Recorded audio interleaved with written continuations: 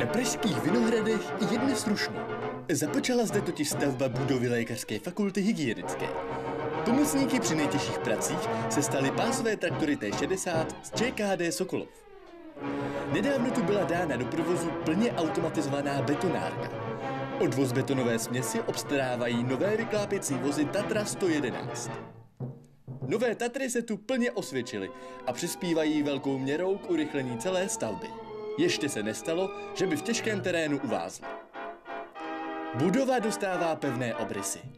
Stane se domovem pro špičkové odborníky a studenty medicíny. Čilé práce pokračují i při stavbě 6.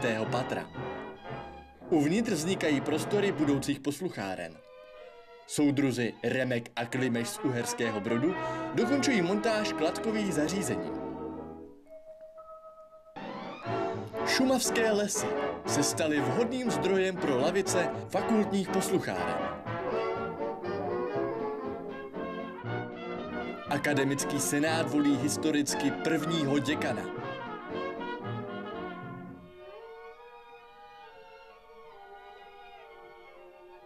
U příležitosti otevření fakulty byly pozvány spřátelené národy. Nigerijská delegace čerpá zkušenosti od České akademické obce. Atmosféru si užívají i korejské děti.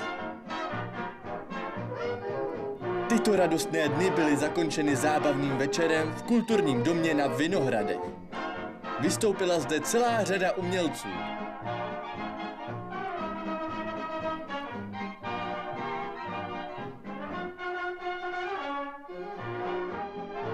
Budovu nové fakulty lékařství chodí obdivovat děti z mateřských škol. Tato poupata jsou budoucností našeho národa. I malý Michal Anděl říká, jednou budu také lékařem.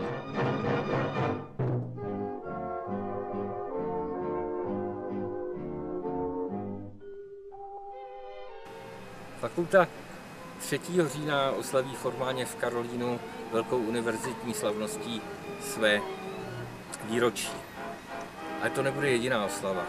Další následuje, bude v sobotu odpoledne, organizují studenti a na rozdíl od té formální věříme, že bude veselá, otevřená a přátelská a proto na tu oslavu určitě přijdu. Věřím, že nebudu sám a že se tam potkám nejen s mnoha studenty, ale i dalšími akademickými pracovníky.